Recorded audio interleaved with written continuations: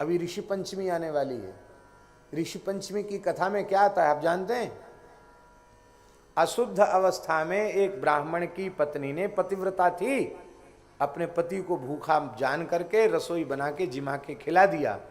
उस अपराध का परिणाम हुआ कि उसका पति वेदज्ञ ब्राह्मण था, ऋषि था, पर उसे बैल वृषभ की योनि में जाना पड़ा और अपने पति के अनजाने में उसके धर्म को उसने नष्ट किया। पत्नी ने, पतिव्रता पत्नी ने, उसे कुतिया बनना पड़ा। और उस ब्राह्मण का पुत्र ही अपने पिता की तिथि पर श्राद्ध कर रहा था और उसी श्राद्ध में ब्राह्मणों का निमंत्रण किया था और उसी में एक सर्प वह जो खीर का दूध था उसे दूषित कर गया। इसको कुतिया ने देख लिया था। कुतिया ने सोचा कि इस विषैले दूध को की खीर खा करके ब्राह्मण मर जाएंगे, मेरे पुत्र को अनजाने में ब्रह्महत्या लगेगी, अपकीर्ति होगी, तो जानबूझकर वह चौका में घुस गई कुतिया। तो उस ब्राह्मण पुत्र की बधू ने उसको जलती हुई लकड़ी से पीटा, वो बेचारी कमर टूट गई, बाहर भाग गई। और श्राद्ध तो हो गया, द्वारा से रसोई बनी, ब्राह्मण जिमाए गए। सायंकाल को वह ब्राह्मण संध्योपासन कर रहा था, तो वह भी एक असामान्य व्यक्ति था जो पशु पक्षियों की भी भाषा समझ सकता था। तो उसने देखा कि कुतिया और बैल घर में कुछ वार्तालाप कर रहे हैं।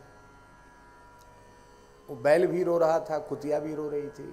वो बैल कह रहा था कि तेरे पाप से ही मुझे बैल बनना पड़ा। अब वो कह रही थी कि क्या करूं, मेरी गलती है, मेरे अपराध से मैं आपका धर्म बिगाड़ा तो मैं कुतिया बनी, पर मैं तो पुत्र का हित चाहती इसलिए मैंने रसोई में प्रवेश किया। मैंने कोई वस्तु झूठी नहीं की, केवल इसलिए कि जब रसोई में मैं चली जाऊंगी तो रसोई ब्राह्मण के योग्य नहीं रह जाएगी और मेरा पुत्र अपराध से बच जाएगा, केवल इस कारण से मैंने ऐसा किया। लेकिन बहू ने मेरी कमर तोड़ दी, मुझे जला दिया। दोनों वार्तालाप कर रहे थे तो उनको पता चला रही मेरा पिता बैल हो गया। और पिता भी कह रहा था ये ऐसा कर्मकांड में लग गया कि इसने मुझे चारा पानी के लिए भी नहीं पूछा, ब्राह्मणों को जिमारा, हमको कुछ नहीं दिया इसने। माता कह रही हमको तो पिटाई और ऊपर से मिली, हमारी तो कमर ही टूट गई। तब बड़े दुखी हुए। तब नारद जी ने कहा जाने अनजाने जो शौचाचार की विधि व्यवस्था का उल्लंघन हो जाता है उसकी निवृत्ति के लिए और ऋषि पंचमी का व्रत करो, ऋषियों की उपासना करो। ये कथा में आती, ऋषि पंचमी व्रत की कथा में। हमें इन सब का त्याग नहीं करना चाहिए, छोटे बच्चों को भी शिक्षा देनी चाहिए। आप बाहर का वातावरण ऐसा है, आप जाओ आओ, बाहर मना नहीं करते हम, लेकिन घर में सनातनी हिंदू की तरह आप रहो, घर में पवित्रता रखो, चौका चूल्हे में जूता चप्पल मत ले जाओ। लोग कहते हैं ये तो रसोई घर की चप्पल है। अरे भाई रसोई घर की चप्पल है तो चप्पल तो हैं। हमारे महाराज जी कहते थे, हंसी में कहते थे महाराज भक्त मालिक, कहते पंडित जी फलाहारी चप्पल है।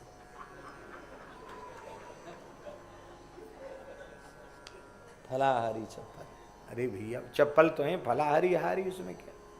महाराज जी तो विनोद में कहते थे। आपको ठंड लगती, नीचे फर्श है, कंबल बिछा लो, बोरी बिछा लो, पीढ़ा पर खड़े हो जाओ, कुछ भी कर सकते। चप्पल पहन के जूता रसोई बनाओगे फिर ठाकुर जी को भोग लगाओगे आप, ये अनुचित है। माताएं अशुद्ध अवस्था में हैं तो घर में रसोई न बनावें, पुरुष वर्ग रसोई बनाए। क्यों नहीं बनाएगा पुरुष वर्ग रसोई? माताओं की ड्यूटी है क्या? अरे पुरुष वर्ग को नौकरी करते हैं तो रविवार छुट्टी मिलती कि नहीं? महीना में 4 दिन छुट्टी मिलते। भगवान ने ऊपर से व्यवस्था माताओं के लिए बना रखी, महीना में 4 दिन छुट्टी है। चौका बर्तन सब करो, पुरुष वर्ग करो, घर में लड़के बच्चे सीखो। रसोई बनाना सबको आना चाहिए, बर्तन मांजना सबको आना चाहिए, उसमें कौन बड़ा कौन छोटा। लेकिन ये बात कोई समझता नहीं, सुनता नहीं। धनी मानियों के यहां तो रसोई में सब थोड़ा पैसा आया नहीं कि नौकर रोटी बनाएगा, बहू बेटियां बनाएंगी नहीं। हम पूछते हैं जानकी जी से अधिक समृद्धि होगी किसी के पास? यद्यपि बहु सेवक सेवकनी, लेकिन श्री जानकी जी अपने हाथ से रसोई बनाती हैं, अपने से बड़ों को परोस के जिमाती। क्या आदर्श है! इस आदर्श को हमें अपनाना चाहिए।